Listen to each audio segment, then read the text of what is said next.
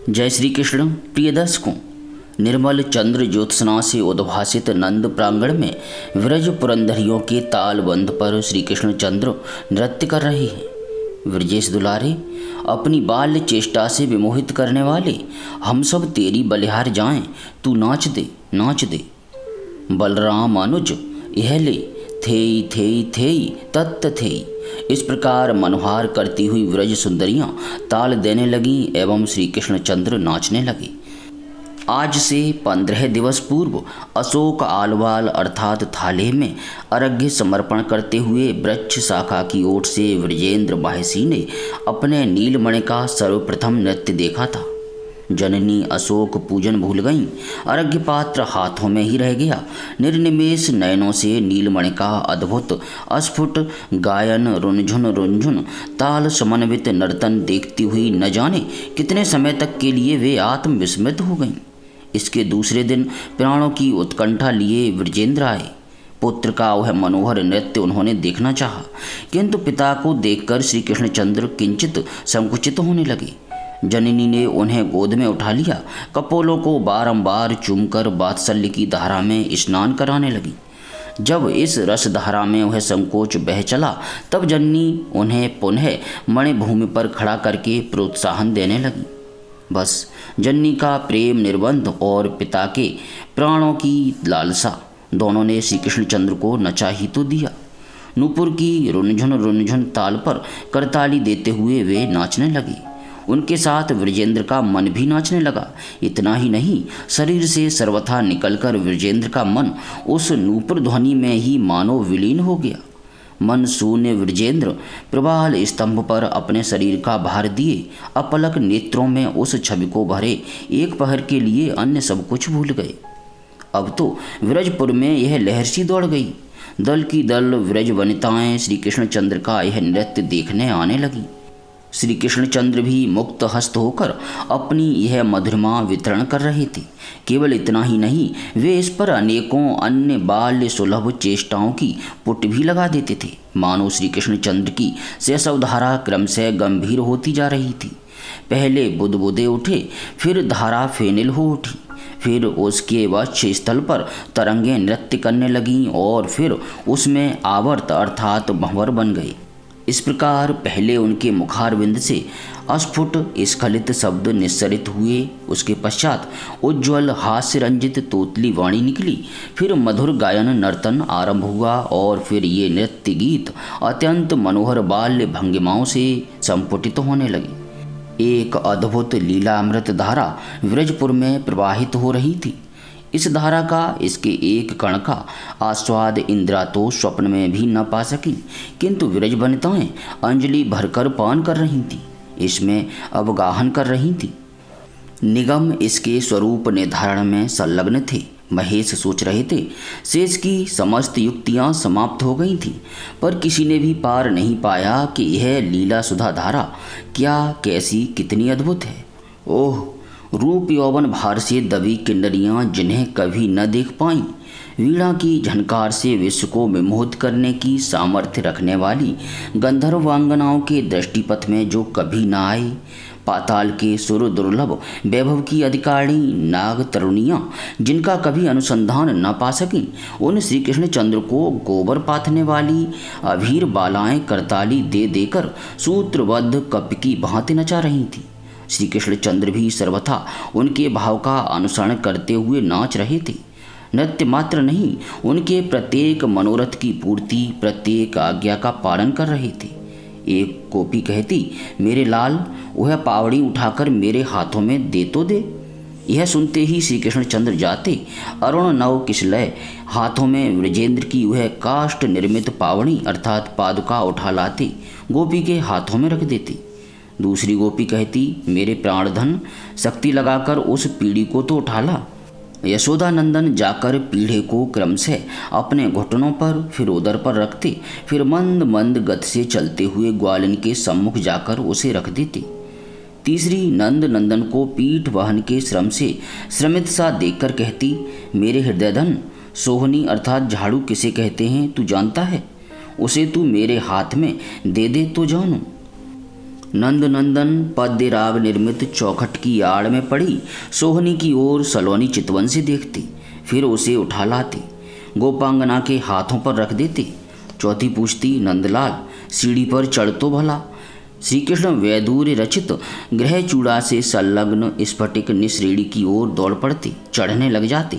आनंद से विवश होकर अश्रुपूरित नेत्र हुई वह ग्वालिन शीघ्रता से पकड़ लेती, प्रांगण में लाकर खड़ा कर देती, एक अभीर वाला संकेत करती, वह देख नीलमणि, मयूर का नृत्य देख, आहा कितना सुंदर नृत्य है, तू भी इसकी तरह नाच तो सही। ग्वालिन के मनोरथ की पूर्ति के लिए नीलमणि अपनी दोनों भुजाओं को पीठ की ओर ले जाकर फैला देते, कमर झुका देते, पीठ बंकिम बना लेते, ग्रीवा ऊपर उठा देते तथा रुनझुन ध्वनि करते हुए अभीर बाला की परिक्रमा करने लगती। नंद प्रांगण गोपांगनाओं की तुमुल हर्ष ध्वनि से निनादित होने लगता।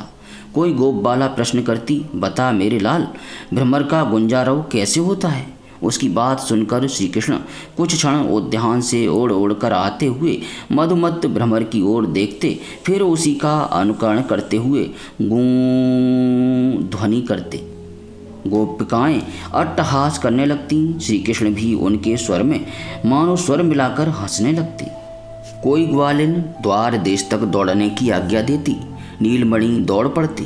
द्वार तक पहुंचने के पूर्व ग्वालिन अपनी ग्रीवा से हीरक हार निकाल लेती, चौखट पर फेंक देती। ग्वालिन के प्राणों में स्पंदन होने लगता, आह अब इस हीरक हार से क्या प्रयोजन, यशोदा के नीलमणि को ही वक्ष स्थल का हार बनाऊंगी। इस प्रकार व्रज वधुएं जो आदेश करती वही श्री कृष्ण चंद्र करते।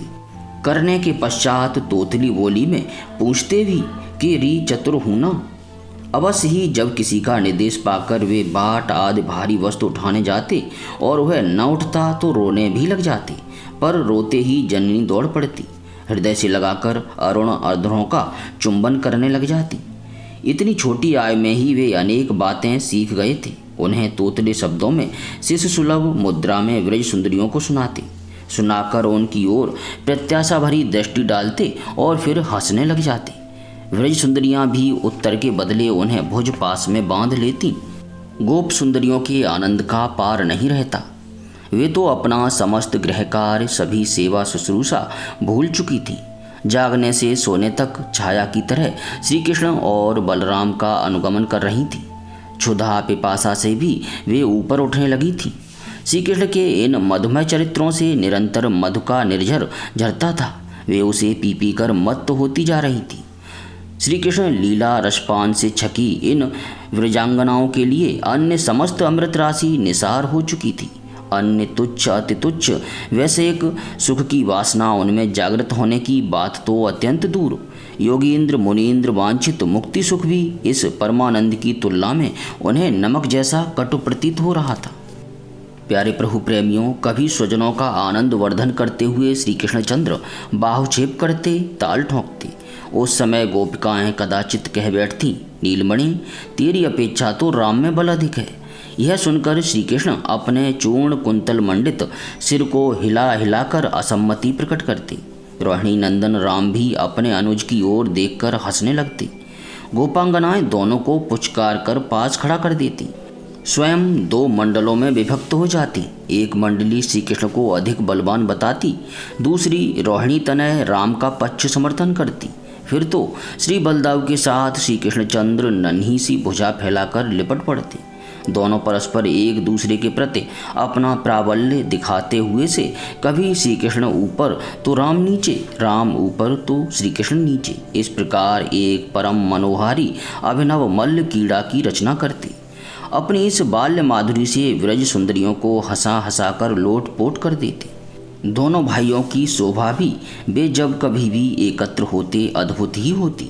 ओह, स्वच्छता तो ऐसी मानो स्फटिक मणि के पार्श्व में महामरकत हो। स्निग्धता वह मानो पूर्ण चंद्र मंडित जलधर अंकुर हो।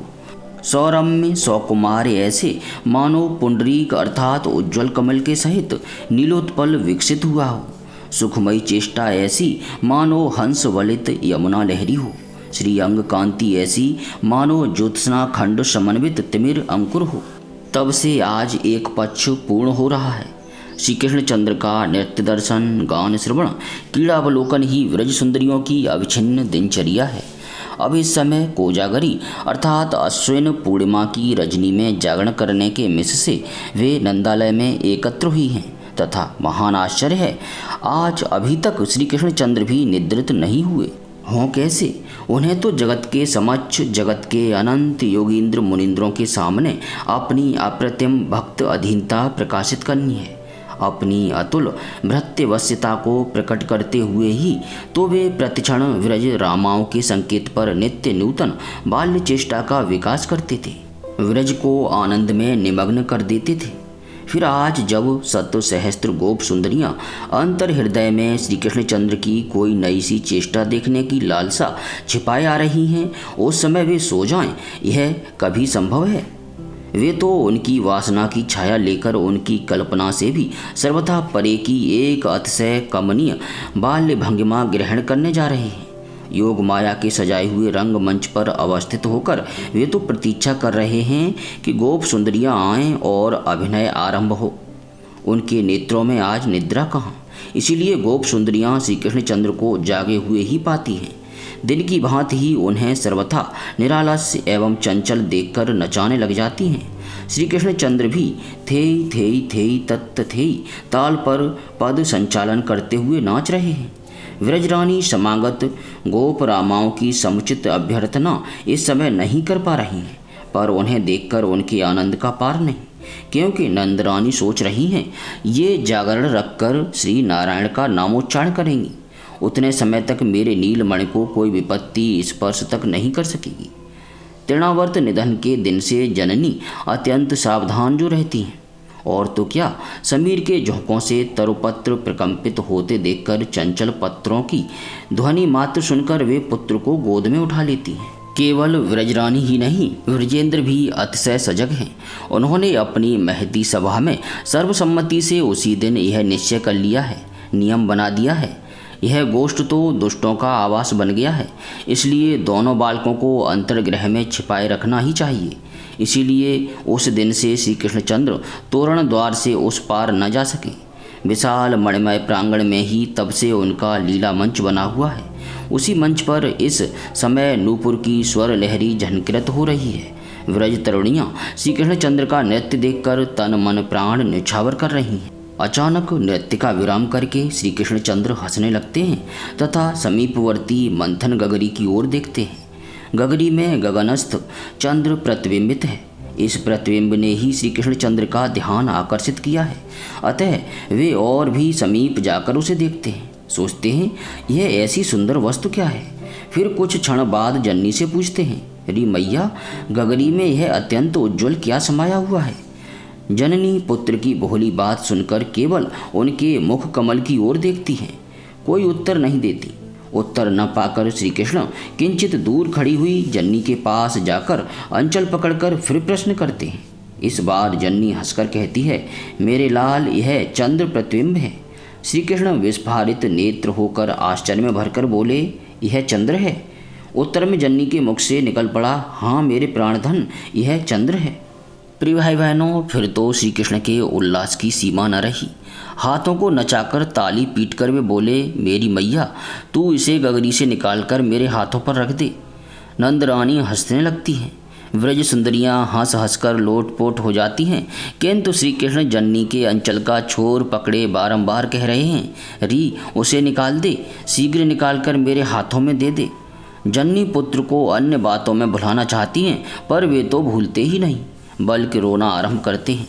इसी समय समीप अवस्थित प्रभावती अर्थात उपनंद पत्नी को एक सुंदर बुद्धि उपज आती है। वे नंदरानी को धीरे से कान में संकेत कर देती हैं। संकेत करके स्वयं भंडार में चली जाती हैं। एक विशाल नवनीत खंड पीठ की ओर छिपाकर ले आती हैं तथा श्री कृष्ण की दृष्टि बचाकर मंथन गगरी में डाल देती हैं। यह हो जाने पर अंचल से पुत्र की आंखें पहुँचती हुई जन्नी बोली, अच्छा चल, मैं तेरे हाथ पर रख देती हूँ। जन्नी आती हैं। गगरी के पास आकर उसमें हाथ डालकर उज्ज्वल नवनीत खंड निकाल लेती हैं तथा नीलमणि के हाथों पर रख देती हैं। ओह, श्री कृष्णचंद्र के आनंद का पार नहीं, जैसे सचमुच चंद्र ही उनके हाथों में आ गया हो। आनंद में निमग्न हुए नीलमणि गगरी की ओर देखते हैं। गोपिकाओं के निकट खड़े हो जाने से प्रतिबिंब विलुप्त हो गया है, किंतु श्री कृष्ण चंद्र यह सोच रहे हैं कि चंद्र गगरी से निकलकर मेरे हाथों पर आ गया है। नवनीत पिंड लेकर वे आंगन में दौड़े। उनके पीछे नंद रानी एवं गोपिकाएं भी दौड़ी, पर बाहर जाने का द्वार तो गोपिकाओं की भीड़ से रुद्ध है। वे बाहर जा ही कैसे सकते हैं, इसीलिए पुनः मंथन गगरी के ही समीप आ जाते हैं। अब भी चंद्र गगरी में प्रतिभासित हो रहा है। नीलमणि की दृष्टि भी उस पर पड़ ही जाती है। बस नीलमणि ने समझ लिया, जन्नी ने मेरी वंचना की है। चंद्र तो अभी भी गगरी में ही है। उनके पंकज नयनों में रोष मान व्यथा भर जाती है। वे वहीं भूमि पर लौट जाते हैं, हाथ पैर पटक पटक कर करुण क्रंदन प्रारंभ करते हैं। रूठे हुए श्री कृष्णचंद्र जन्नी की गोद में भी नहीं उठना चाहते। किसी प्रकार जन्नी उन्हें बच्च स्थल पर उठा लेती हैं, समझाती हैं, मेरे लाल, चंद्र तो गगन में है, गगरी में नहीं, वह देख। श्री कृष्णचंद्र गगनस्थ चंद्र को देखकर चुप हो जाते हैं। वे कभी आकाश चंद्र की ओर तो कभी गगरी में प्रतिबिंबित चंद्र की ओर देखने लगते हैं। उन्हें प्रतीत हो रहा है दो चंद्र हैं, एक गगरी में, एक आकाश में। जन्नी पुत्र का मनोभाव जान लेती हैं, समझाती हैं, मेरे प्राणधन, देख, चंद्र तेरा मुख देखने आता है।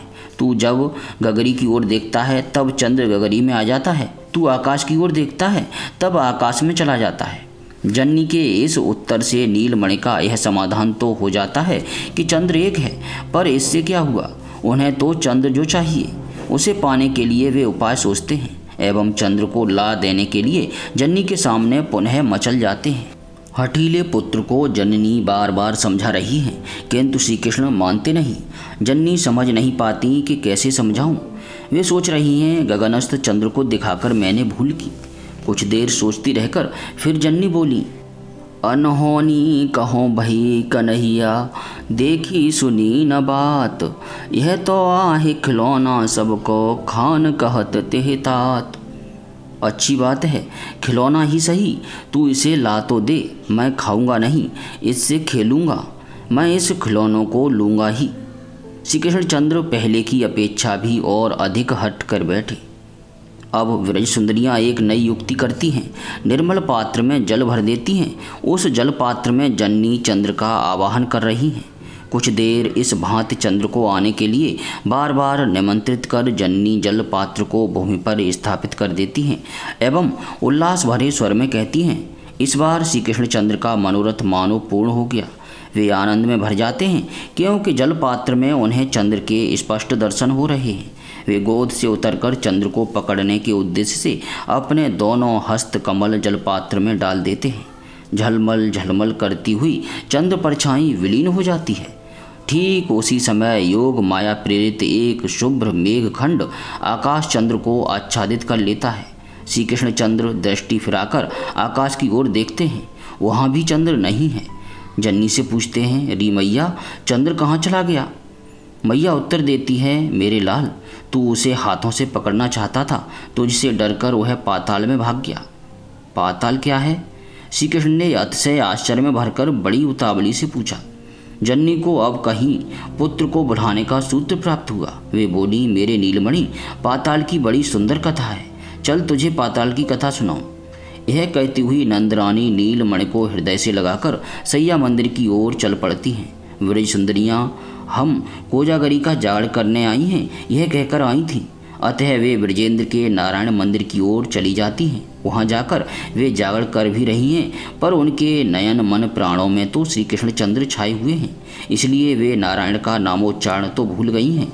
उसके बदले परस्पर एक दूसरी को अपने चित्त की दशा सुना रही हैं। एक गोप सुंदरी अपनी दशा बता रही है, मैं देखो जसोदा को नंदन खेलत आंगन बारोरी, तत्क्षण प्राण पलट गयो मेरो, तन मन हुए गयो कारोरी। प्रिय भाई बहनों, भगवान श्री कृष्ण की ये बाल लीलाएँ बड़ी ही हृदय स्पर्शी, भाव विभोर करने वाली और प्रेम को उत्पन्न और प्रगाढ़ करने वाली हैं। इसलिए इन लीलाओं का आप अवश्य ही रसपान करें। इससे प्रेम उत्पन्न होगा, यदि प्रेम है तो और अधिक प्रगाढ़ होगा। चिंतन होगा, चिंतन से प्रेम बढ़ेगा, आसक्ति उत्पन्न होगी, जो परम पुरुषार्थ है। अब प्रेम से बोलिए, हरे कृष्ण कृष्ण कृष्ण हरे हरे, हरे राम राम राम हरे हरे।